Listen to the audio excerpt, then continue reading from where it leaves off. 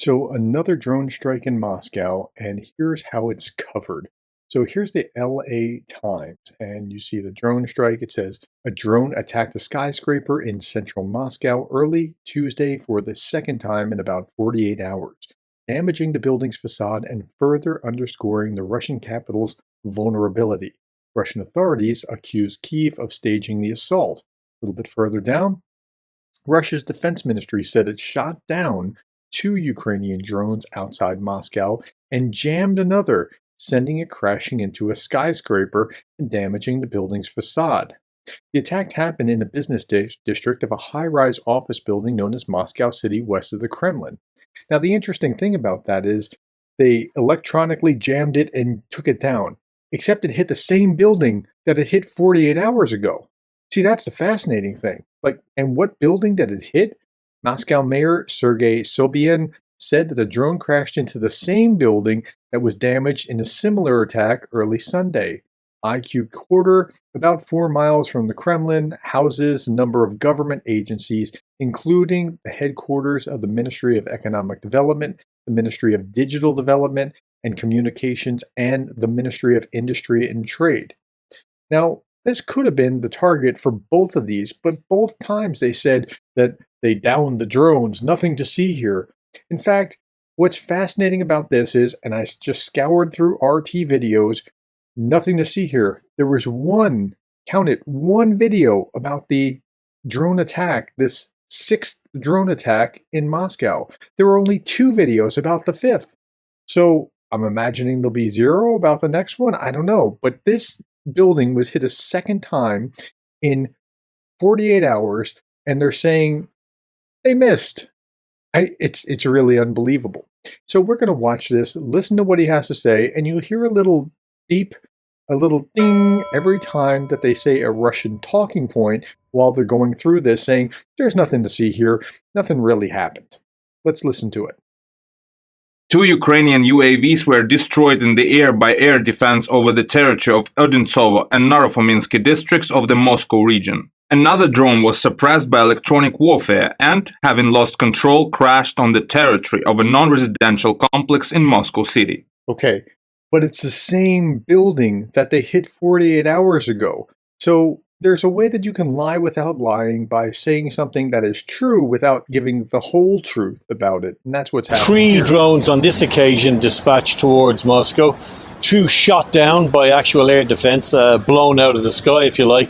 One, the one that caused the damage to the building behind me, was brought down by electronic warfare means. So it's a secretive system that interferes with the navigation and the ability of these things to fly. But it still hit its target. See, that's the trick. How did it still hit its target if it was taken down by electronic means? Brought it down onto this commercial center, damaging the building lightly. The same building had been damaged in the last 48 hours by another. So they're admitting that. They're admitting that that happened, but they're going to go on and minimize it. Watch this. Wave of attacks. And it's important to note, and for the viewers to know, that all of these attacks have been thwarted by Russian air defenses. And those air defenses, the more attacks come, the more they hone their skills and ability to plug the holes in that. It doesn't seem that they're honing their ability. Like 48 hours later, another one hit the same building. And they're going to say, oh, it just damaged the facade a little bit. Why is it hitting this building? And why is it getting through? Like, you're supposed to be Moscow. You're supposed to have all this amazing air defense or, brilliant security. What's going on? System. So that is a slight positive, if you like. But for the people on the ground who have to experience the loud bangs and booms of air defense systems, and also the debris that comes down in these civilian areas. So it's not just about loud bangs and booms and debris. Ukraine, or its surrogates, just hit this same government building for a second time in 48 hours, and they're not saying anything more about it. Now, what they're also not saying is it's a terrorist attack, a terrorist attack, a terrorist attack, like they did with the Kerch. Something is very different in the way that they're reporting and messaging what's going on here. it can be quite a harrowing experience, and we can actually listen to some of those experiences now. I was sitting at home talking to my friend on the phone, was actually recording a voice message for her, when I heard a loud explosion that got caught on my voice message, and I got really scared, so I decided to look on the news what happened, and it turned out that another drone hit the same building which it hit 2 days ago. And I looked also on the news that the Ministry of Defense confirmed that it was another Ukrainian drone strike. So there behind me, you can see the hole in the building where the drone hit. So they have a few man on the street interviews talking about how they heard the crash or whatever, but this is really odd messaging. To be honest, we did not see the drone. We only saw the flames when we came around the building. There was a dull sound when the drone flew in. It was loud. We walked across this bridge to see what happened the day before yesterday. As soon as we approached, we asked the workers where yesterday's crash had occurred. They told us right before we heard an explosion. We immediately ran there and found fragments. So as you can see, it does have an impact, and I suppose this is the aim of the Kiev regime, to have a psychological impact. So notice he's talking about it does have an impact. It has a psychological impact, but he's not saying terrorism, terrorism, terrorism, terrorism like they did with the Kerch Bridge explosion. That's really interesting. These are pinprick attacks. They have no military... Pinprick attacks. You'll hear this a few times. Pinprick attacks. That's part of the new messaging. Or strategic value. They don't change anything on the battlefield. It doesn't have strategic value. Well, it's a government building. It probably has some strategic value. I mean, I'm assuming if they're trying to hit it, that's what it is. And they're saying they took these down, but they hit the same building twice, which seems sketchy that their electronic jamming has actually taken it down.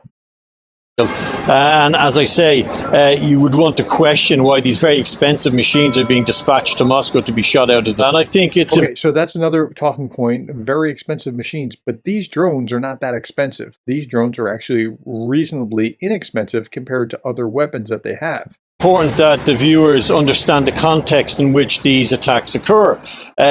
Ukraine's long vaunted counteroffensive failing, huge amounts of West... Okay, the counteroffensive failing, so this is what they're going to do. This is part of Russian messaging. Military equipment being burnt and destroyed by Russia, Russia holding the line in Donbass. So things not going according to plan. So there's a need to deflect. There's a need to try to influence Russian public opinion, of course. And this has taken a brutal and ugly and murderous form in various attacks here in Russia. Vladimir Tatar. Okay, so this attack wasn't brutal, ugly, or murderous. It hit something that where there was nobody really around in in an office building, not a residential complex. But then they're going to go into a montage. Now, their last time they did this, and go back to this other video, the last time I did this about the 5th strike, and they did a montage about 2 items. So they've improved it since then. You can still see the same 2 items in it. Killed in a targeted assassination in St. Petersburg. Daria Dugina killed in a car bombing, which was apparently meant to target her father, but actually killed her. So again, these very cynical attacks are burgeoning and growing, and the West seems to be very adamant that it will turn a blind eye. And we can actually have a look at some of those attacks. And here's the montage. And it starts the same way, and it covers Dugin and Tarsky and... Okay.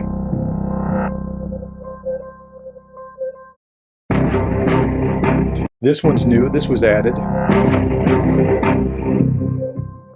This was the same as the one before.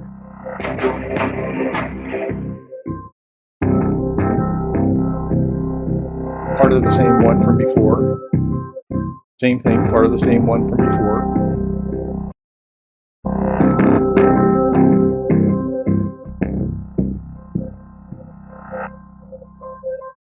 Same footage as the one before. This too. And then the rest of it are new images.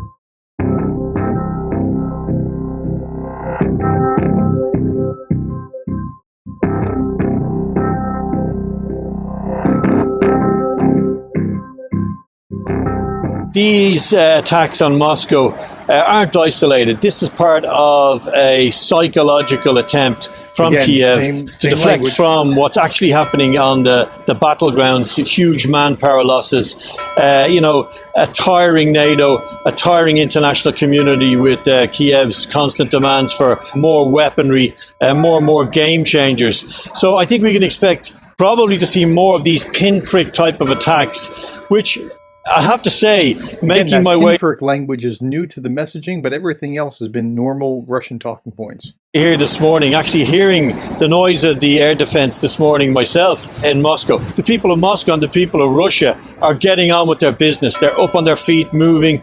We have a very busy construction site here. Nothing to see here. I mean, that's what it really amounts to, which is really different than what we're just talking about, terrorism when the Kerch was hit. And the men and women working in Moscow are continuing to work. They will continue to work, and these attacks will remain what they are, a desperate PR attempt by Kiev to It's pronounced Kiev.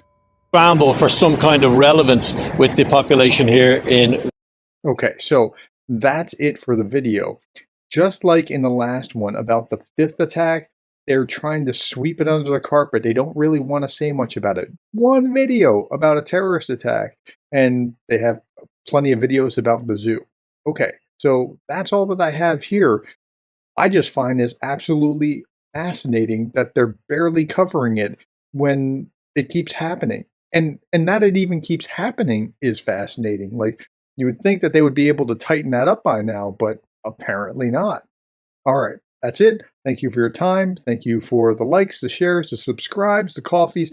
Thank you for being the kind of person who cares about Ukraine.